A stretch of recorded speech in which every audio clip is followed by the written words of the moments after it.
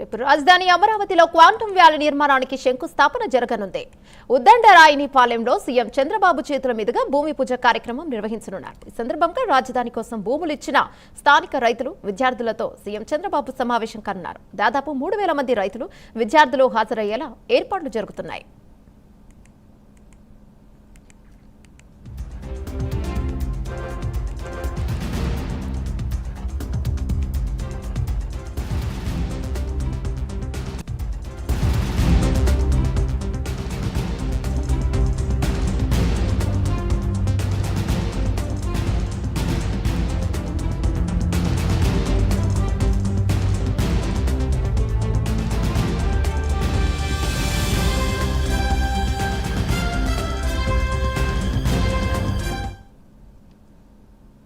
రేపు రాజధాని అమరావతిలో క్వాంటమ్ వ్యాలీ నిర్మాణానికి శంకుస్థాపన జరగనుంది.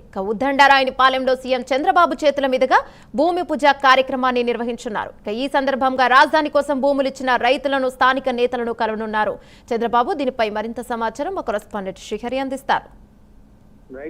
ఏదైతే రేపు అమరావతి రాజధానిలో అయితే క్వాంటమ్ టెక్నాలజీకి సంబంధించిన దానికి సంబంధించి అయితే రేపు శంకుస్థాపన అయితే చేయనున్నారు సీఎం చంద్రబాబు చేతుల మీదుగా. రేపు ఉదయం అయితే ఇది శ్రీకారం చుట్టుకోనుంది. అయితే దీంట్లో ప్రధానంగా ఏదైతే క్వాంటమ్ కంప్యూటర్ కు సంబంధించి అత్యాధునికమైన సాఫ్ట్వేర్ సొల్యూషన్ అల్గారిథమ్స్ ఏవైతే ఉన్నాయో అప్లికేషన్ అన్నిటినీ కూడా టీసీఎస్ అభివృద్ధి చేయనుంది. అయితే దీంతో పాటు L&T కంపెనీ ఏదైతే ఉందో అంతర్జాతీయ ప్రమాణాలతో అయితే కూడిన మౌలిక సదుపాయాలు, భవన నిర్మాణాల బాధ్యతలను L&T సంస్థ అయితే చేపట్టింది. అయితే ఈ ప్రాజెక్టు కోసం ఇప్పటికే CRDA రాయపూడి పరిధిలో ఏదైతే ఉందో 50 ఎకరాల భూమిని కూడా కేటాయించింది.